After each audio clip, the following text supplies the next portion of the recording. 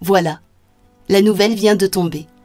Et elle se répand inéluctablement à travers le pays, car le peuple se réveille de son état d'hypnose et se rend compte des mensonges dont le 1% a fait usage pour arriver à ses fins.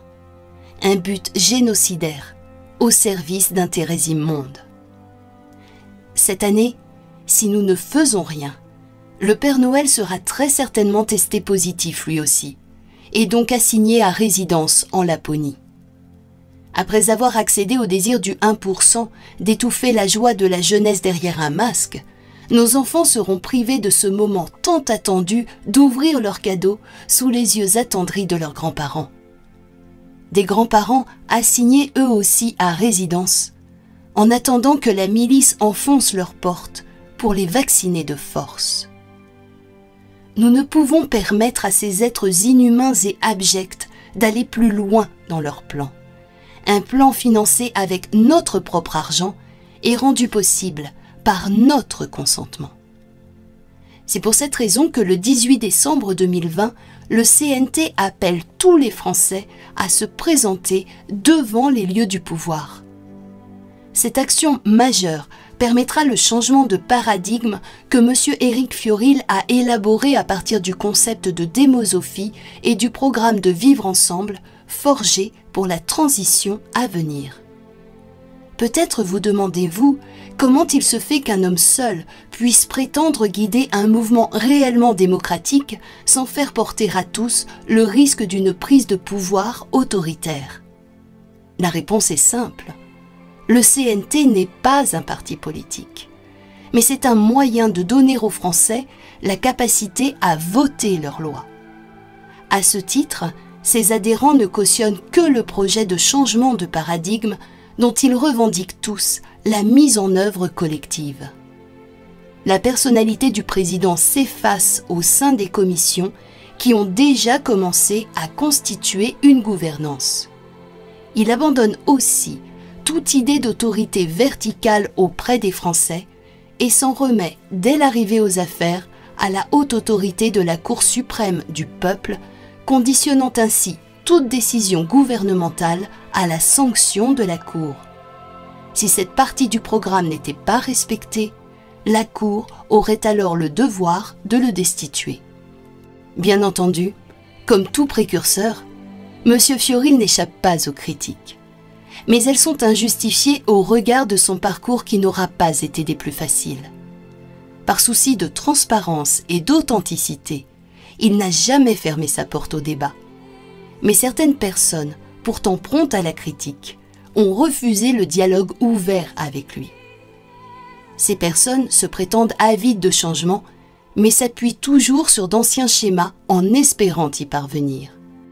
Sans doute n'ont-elles pas encore pris suffisamment la mesure de l'opportunité qu'il nous est enfin donnée ici, celle de mettre un terme à la perpétuelle dissociation des majorités faibles qui nous annoncent toujours des retours en arrière dommageables au progrès du pays.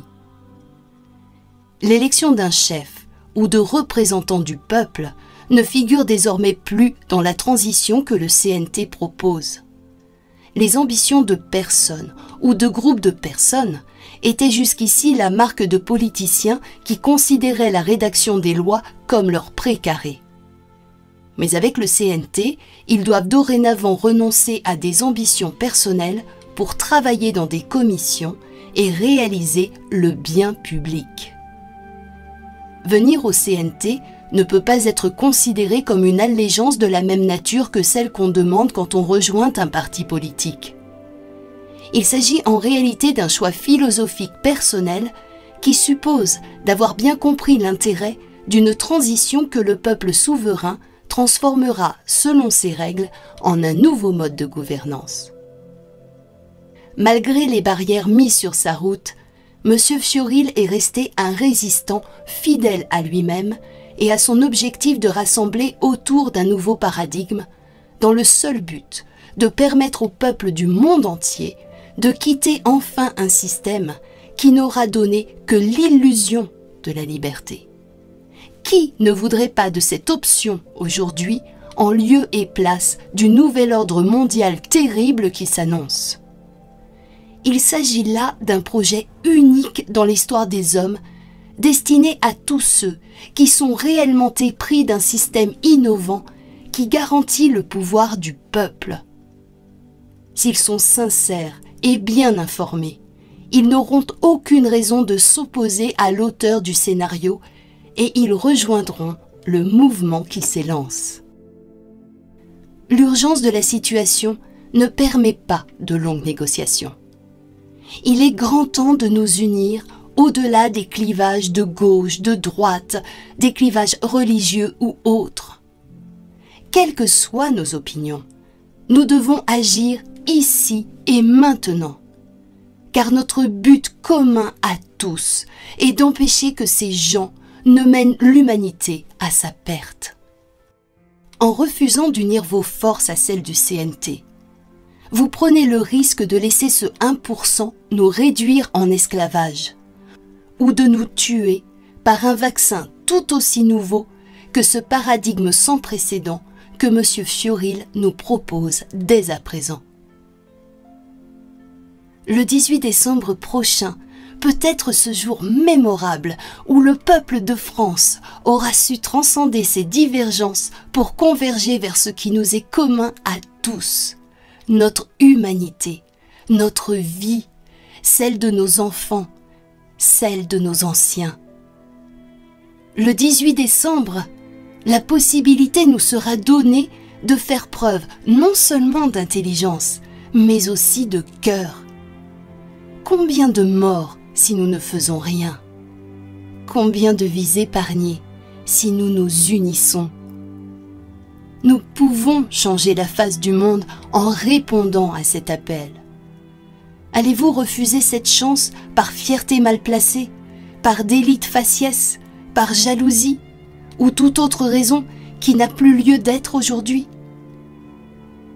Si c'est ce que vous décidez, parce que vous aurez obéi à votre ego ou bien à votre peur plutôt qu'à votre cœur, alors je ne voudrais pas être à votre place lorsque nos aînés seront piqués les premiers et que vos enfants seront les suivants sur la liste.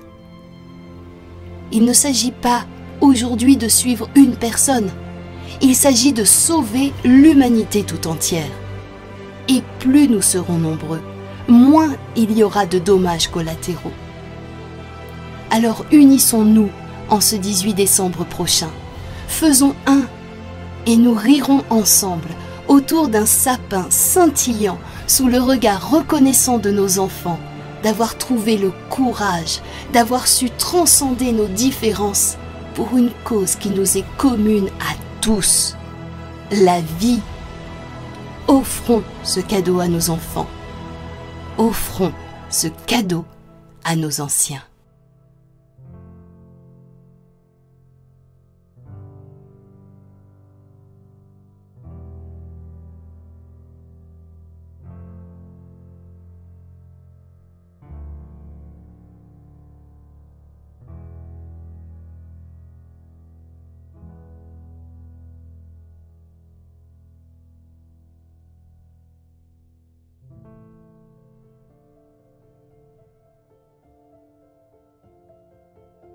Je me déclare en tant que président de ce gouvernement de la France libre pour une raison très simple, c'est que j'ai pris l'engagement, et je le répète à chaque fois, de ne pas participer à cette transition. Ce n'est pas mon rôle, je déteste la politique, ça ne m'intéresse pas et je n'ai jamais eu aucun intérêt à faire tout ce que je suis en train de faire.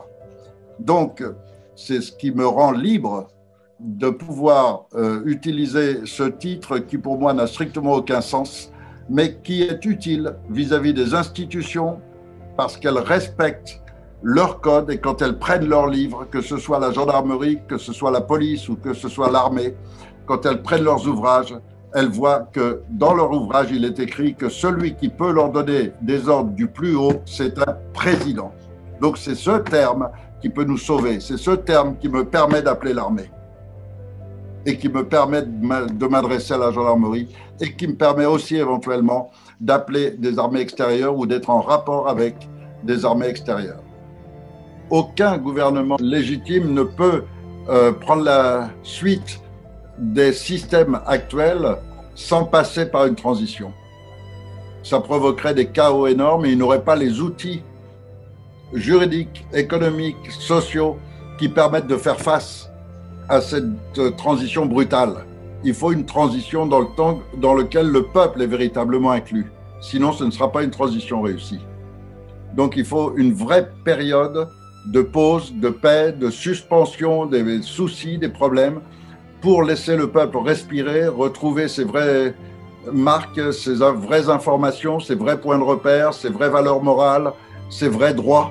Et quand le peuple a retrouvé tout ça et qu'il dispose d'une structure pour choisir une nouvelle forme de gouvernance, alors là, il va choisir une nouvelle forme de gouvernance en totale liberté et à totale égalité tous ensemble.